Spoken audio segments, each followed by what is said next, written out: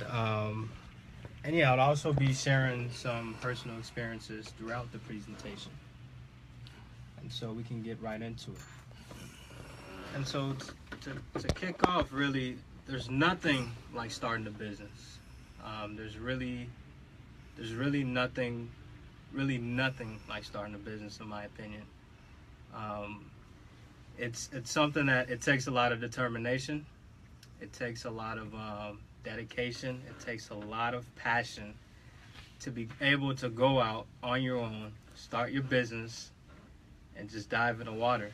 You know, I personally started my business last year. It's the very first company that I've launched, and it's going pretty well so far. But I have learned a lot of things along the way that I would definitely like to share with you guys tonight. But I would say, so just to give you a brief background, I was working at one of the big accounting firms out there called PwC. It was going pretty well, but I decided that I wanted to start my own business, or I wanted to start my own thing. And so I went ahead and took the leap of faith and started my own tax firm. I was doing taxes for about 6 years, and then I really liked it. Always loved doing taxes, but I figured there's something else that I can add to it. And so I added an entire financial literacy component to the company. And I'll share with you throughout the presentation. I'm definitely going to share with you how I started the business and some of the different components of my actual company.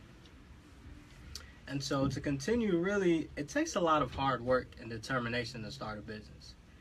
I mean, you actually getting a business plan and those type of things, it's not really hard, but starting a business takes a beast of nature, really, to be able to do it in a way where let's say it's your full-time job, to be able to wake up and you don't know where your income is going to come through. You don't know if a client is going to come in today. Sometimes it can get really scary, and there were some days where I was like, is this really right for me? But I'm a firm believer that everything happens for a reason, and I didn't start this business for no reason. And so I always have hope in that.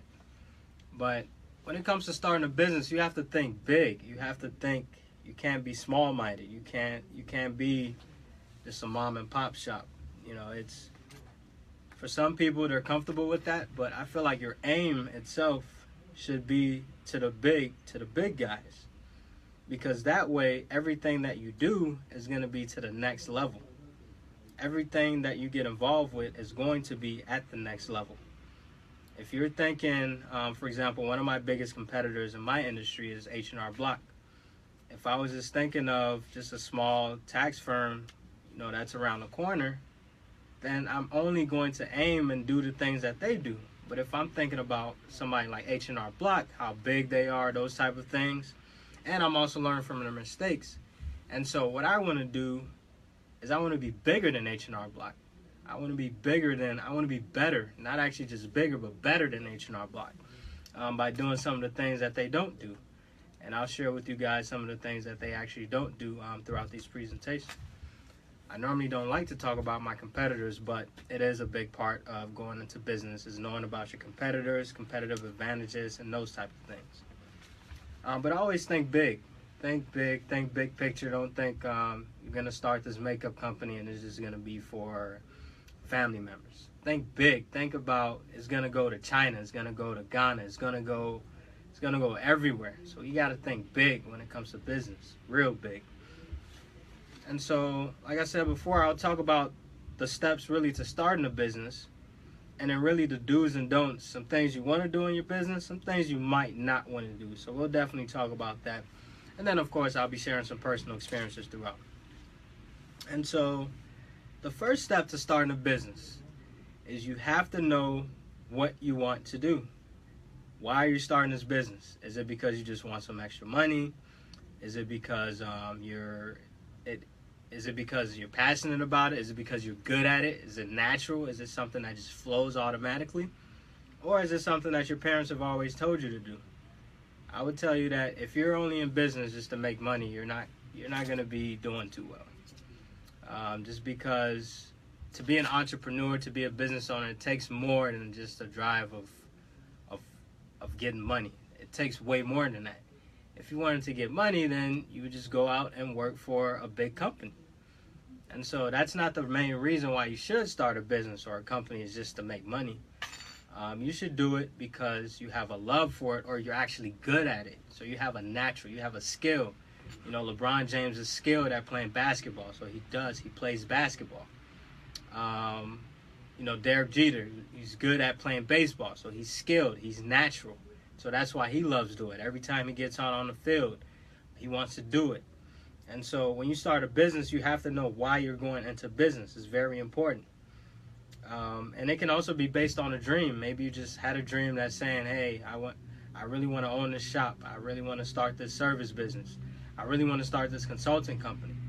And so when you start a business, there has to be a reason behind it other than just the money. The money is just a reward. Money is just merely a reward. That's all it is. So definitely that's one of my biggest recommendations for this presentation is to make sure that you start the business for an actual reason. And so once you've determined what you want to do, then you want to go into the business plan. And this is a huge, very important part of starting a business. And with the business plan, you want to do a lot of industry research. And my recommendation and what I use is a site called IBIS World. And so IBIS World is a site that gives you like industry reports, whether you want to go into retail, you want to go into banking, you want to go into consulting, any business out there. I guarantee you IBIS World is going to have a report.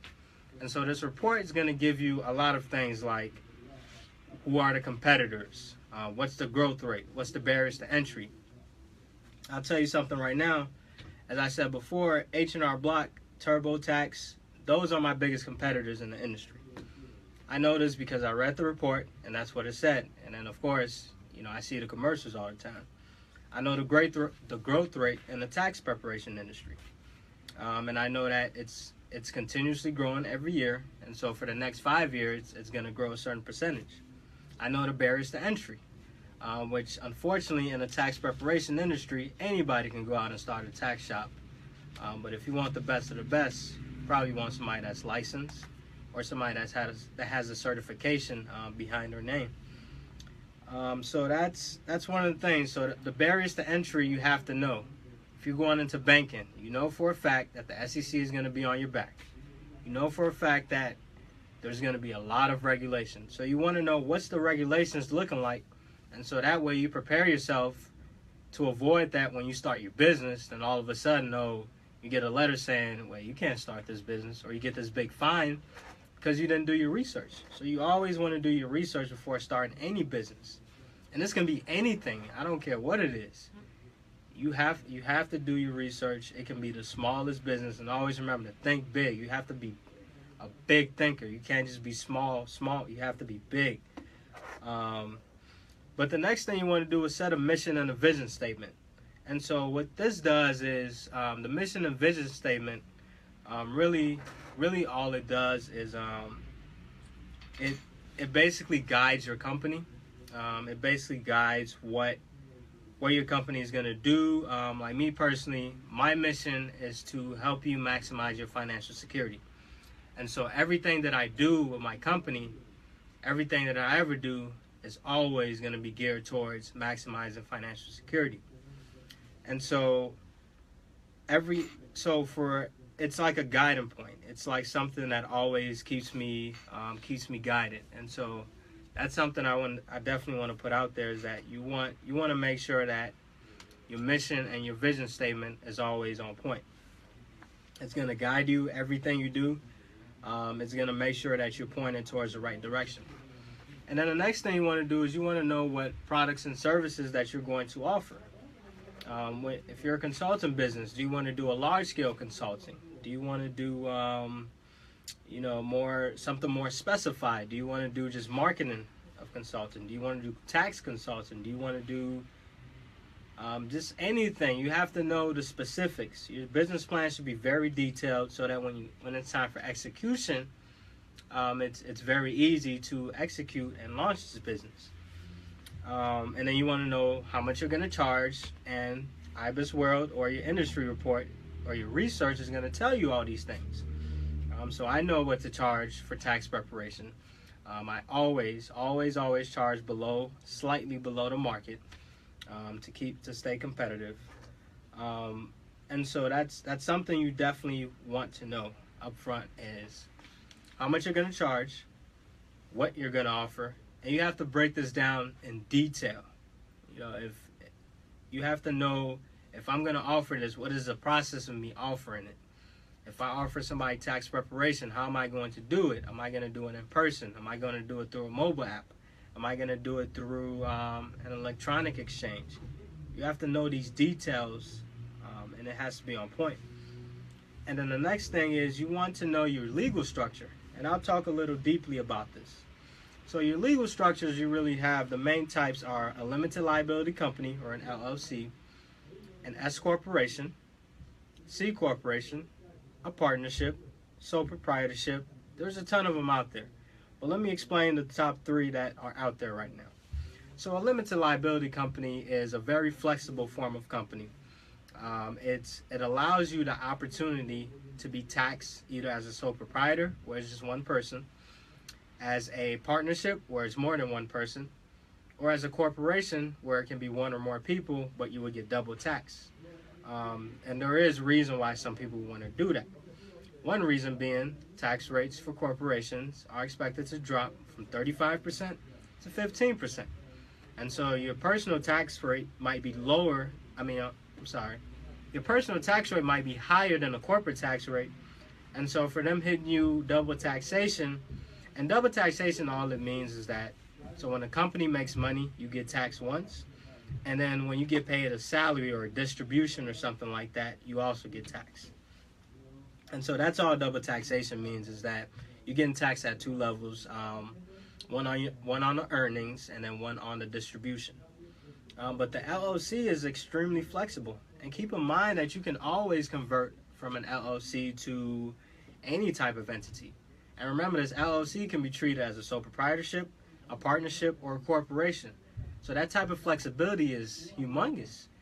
And then they decide to sweeten it up a little bit and allow you to issue what's known as units. So if you want to issue public, a public offering, if you want to give debt, or if you want to give equity to people so that they can own a portion of your business in exchange for their money, you can do this and issue them units. These units will have a value associated with them. And units are basically like shares, like when you buy a share of Microsoft. That's what units are. So an LLC is extremely flexible. And every business owner that I work with, there hasn't been a reason why you shouldn't go an LLC route. It's so flexible, very flexible. And then, of course, you're protected from liability, which is the main reason why a lot of people start LLCs is because of the liability protection. Meaning that if somebody was to sue you, they basically can't touch you. They can only touch your company's assets. They can't touch your personal assets. So that's all that means. You still definitely want to have insurance behind the business, though, or some sort of malpractice insurance if you're a service provider. And then you have an S corporation. So an S corporation is basically the same thing as an LLC, to be honest. The only main differences is, there's a few, but I'll explain the main ones. It's just that you issue shares instead of units. You have to have formal shareholders. You have to have board minutes. You have to have board meetings. So if you want a formal entity, you probably, it's a very formal structure or business structure, very formal business structure. So an S Corp is a more formal version of an LLC. And keep in mind that all these entities, the only entity that is not a pass-through entity, meaning an entity that does not get taxed at 2 levels, is a C Corp. So a C Corp is the only entity that actually gets taxed at 2 levels. And so all these entities that I'm about to mention, LLC, S Corp, partnership, sole proprietorship, all those are pass-through taxation, meaning the taxes flow directly to your personal tax return. So your business tax return also goes on your personal tax return. Keep in mind, an LLC can be taxed 3 different ways. So you can choose to treat it however you want to. But that's something you definitely want to figure out, is what type of legal structure that you want behind your entity. And remember, the only difference between S Corp and C Corp really is a double taxation effect. And then you want to figure out a marketing strategy. Who are you going to market to? Who's your target market? Who are you really going to target? I target millennials. So all of my marketing, anything that I really do is for the millennial generation. And millennial generation, I believe, is anyone that's born between 1981 and 1997. So people my age, basically. And then after the marketing strategy, you also want to get a budget. And so a budget, really, what a budget does is it allows you, it basically projects how much money you're going to make. And this can be based off like industry reports. It really depends how fast you want your company to grow, basically. And so really what you want to do with this is you want to set a 3 to 5 year budget, 3 to 5 year projections. And remember that growth rate within your business plan or within the industry report is going to help you figure out how fast your company can grow. And so that you're not setting unrealistic expectations. But it comprises of the balance sheet, the income statement, and then you might want to have a cash flow statement. So the balance sheet is really assets, liabilities, basically the financial position of the company. And then the income statement is how profitable this company is, what's making the money. The cash flow statement is, where's the cash going? Where's the money going? Is it going towards my budget? My advertising a lot. Is it going towards my software? How am I making money? Is it from my operating activities? Is it from financing? Am I making money only because I'm borrowing money? And so you want to know these things. And then always stay conservative. If you can round something down, if you believe you're going to make $500,000, or let's say $510,000, round it down to $500,000. Always err on the side of caution, because as we all know, nothing is perfect in life. And then the third step is to figure out a plan of action. So when are you going to launch? What steps will you take to launch? Set a detailed timeline. And so you want to know that I'm going to form this business plan on this day. I'm going to research on this day. And then on this certain day, the specific day, my launch date was January 2nd, 2017. That was very strategic. That's right after the New Year holiday, where people have basically spent all their money and they need a tax refund. And so you want to know, when am I going to launch this business? That's very important. And then find your team members. Who's going to do your marketing? Who's going to do your HR? Who's going to do your accounting? Who's going to do... Just find people that you can really rely on that are going to help your business. And then last but certainly not least, is you want to execute. So you set a launch date, but are you actually going to launch on that date? So remember, you put a business plan together, you put a timeline, you put in all this work. So it would defeat the purpose not to actually execute it. And that's one problem I see with a lot of millennials, or a lot of people my generation, is that they don't execute. They set a nice business plan, but what about the execution portion? And so you want to put the business plan in effect, register your company, whether it's an LLC, S Corporation, C Corporation. You never want to do any phony business where your company is not registered, unless you're not making that much money. But you definitely always want to register the company. Main benefit is because, for one, the state of Illinois requires your company to be registered if you conduct business in Illinois. And there's a lot of tax benefits. There's a lot of things that you can basically write off by being a business owner. And so also you want to execute your marketing strategy. So are you actually targeting millennials? Are you actually doing what your business plan was set out to do? Are you actually putting in these dollars that you initially set? So that's really those are the steps to starting a business. I mean, there's a lot more detail in that, but these are some of the basics, or these are some of the main key points. And now we'll move into the do's and don'ts of starting a business. So let your passion and your talent drive in the money, not the other way around. Don't go into business just because you want to make some money. I mean, some businesses, let's say it's a side hustle, okay, that's perfectly fine. But if this is something you're going to be doing for the rest of your life, it should be in something that you actually like to do and not just for the money. I mean, remember I said money is just merely a tangible form of exchange and just a reward. That's all it is. And so we shouldn't chase money. We should chase impact. We should chase passion. We should chase talent. And we should continuously improve upon that talent. When starting a business, do something, find something that you love to do and just be good at it. Just be natural.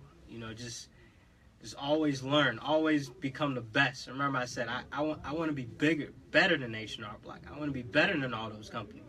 And so every day I do research. I do I always catch up with my clients, take them out to lunch. It's a very personal felt business, but I still want to grow in a very, very big way. And so I think big, always think big.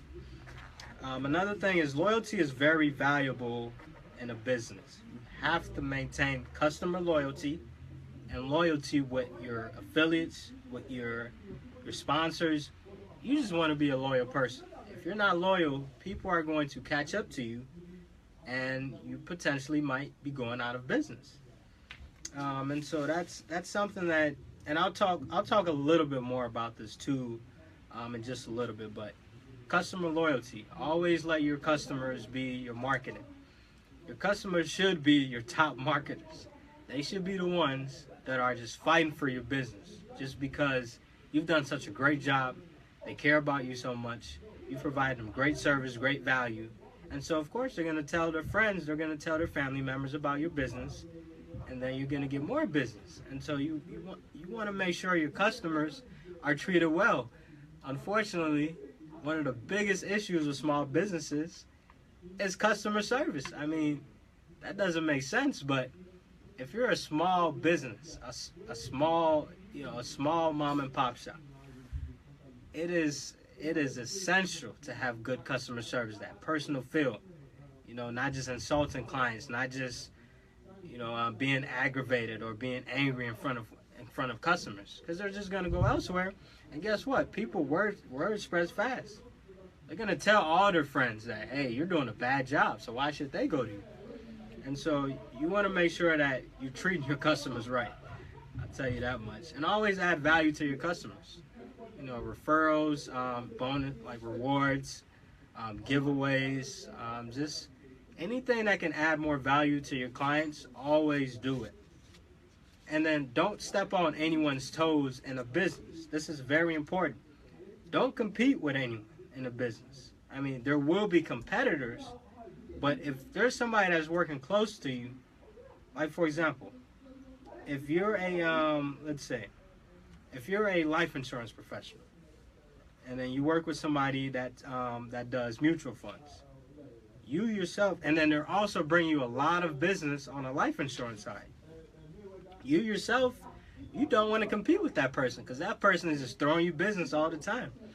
And so what you want to do is you want to always make sure that you don't cross the line. Always stay loyal. Loyalty is very important in the business. Don't step on anyone's toes, whether it's a friend, whether it's a business partner, or even a customer. If you step on a customer's toe, that's your whole business. And so that's one very important thing is don't step on people's toes. Always remain honest, loyal. And then pick your business partners and affiliates wisely. Always. Starting a business is like a puzzle. You have to find the right pieces. You can't do it by yourself. It's physically impossible. If you want to grow, if you want to be the best of the best, you have to find people that you're going to work with. You have to pick out your team members wisely. And ways to do this is conducting interviews, asking for demonstration, maybe be treated as a client, maybe put yourself in that position to be a client. And then always develop that trust, because if you're referring somebody business, you're referring your client to somebody that you work with.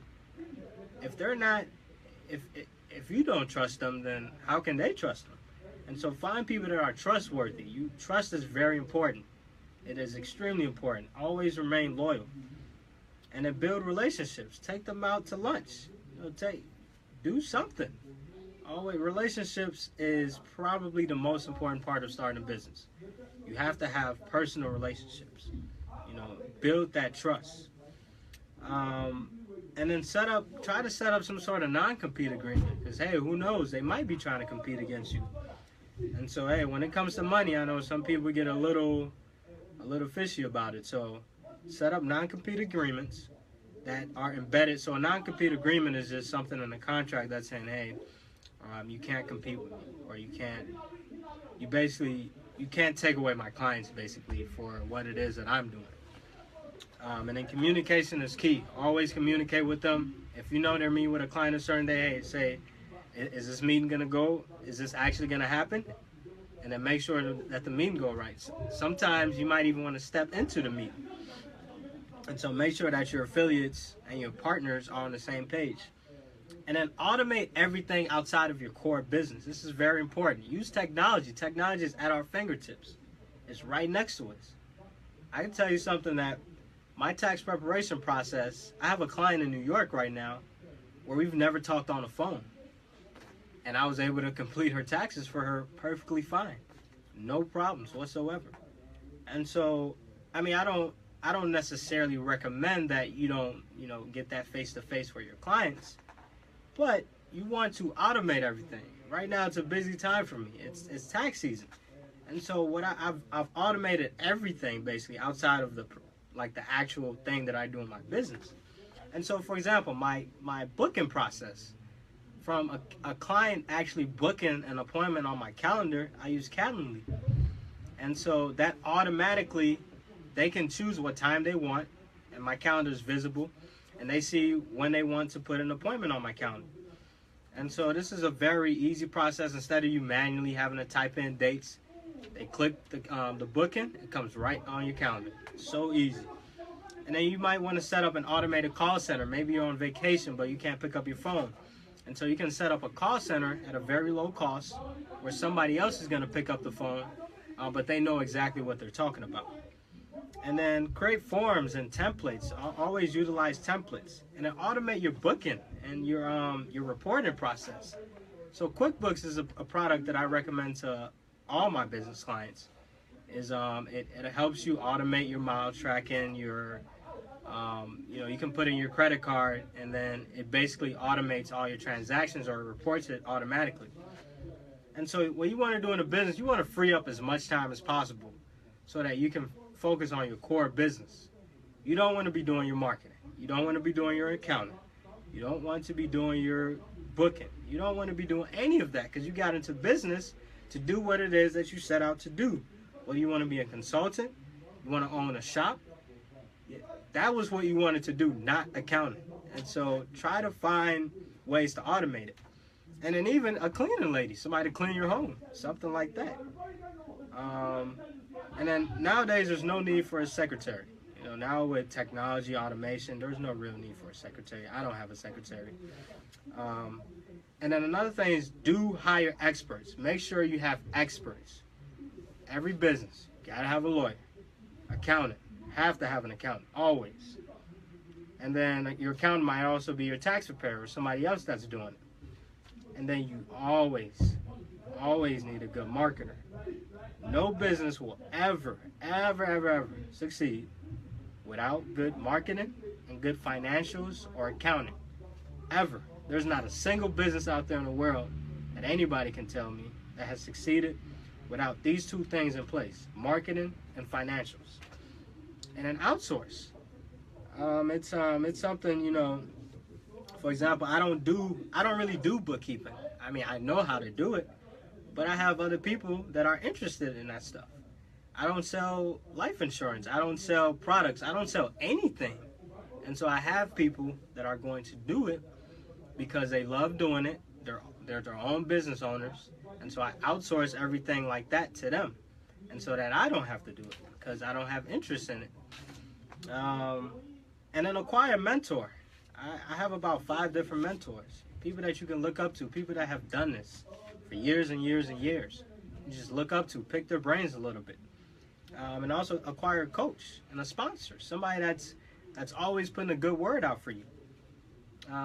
It's, really starting a business. And that's what I was saying. Starting a business is not the easiest thing in the world, but you want to make sure that you have the right things in place. And then always track your results. So return on investment is something very important. But really, to conclude, it's starting a business is not easy, but it's very rewarding. Always do your due diligence. Always research. Always have people in place. And don't give up. Starting a business is not easy. Don't give up. And then don't be cheap. Always make good investments. Always make sound, solid investments. Invest in your business. If you don't invest in your business, you might fail. And so maybe it takes extra marketing. Maybe it takes a Yelp ad to get your business off the ground. Maybe it takes a radio advertisement. Maybe it takes something. And so what you want to do is you want to invest money into your business. And remember, it takes money to make money. And you have to spend money to make money. So thank you for tuning in, guys, today. I definitely appreciate it. And my producer's back in the studio. All right. That is Jeff Butter for you. Thank you very much. It takes money to make money. I like that one. Can you repeat that for me again? Yes. One more time. Just one more time. It takes money to make money. Yeah, somebody. Depending for where they must know. And Timumra number boy. Now you pim so enquiry. That's Jeff Butter for you. Say unya and follow taxa. Please make sure that you reach out. Did you put your number out there once more time for me? Yeah, so my phone number is 773-679-7198. You can call me at any given time of the day, and I'll probably pick up. Probably, or we will pick up. Actually, I know you will. I will pick up. There you go. All right, Jeff Bedouin every Thursday right here on WGHC 98.3 FM, your voice of music, your station. We are exposing all our resources, exposing all our professionals, and we have good access such as Jeff in our community. We have to make use of them. So this is the original voice for the community, for the Ghanaian African community, Nigerian African community, Ethiopian African community, what have you, all the community groups here, Caribbean African community, Afro people. It's not Afro-African, it's Afro people. We are all here. We are all here with you, and then come on board and let's, bring some social change, bring some social justice in our community.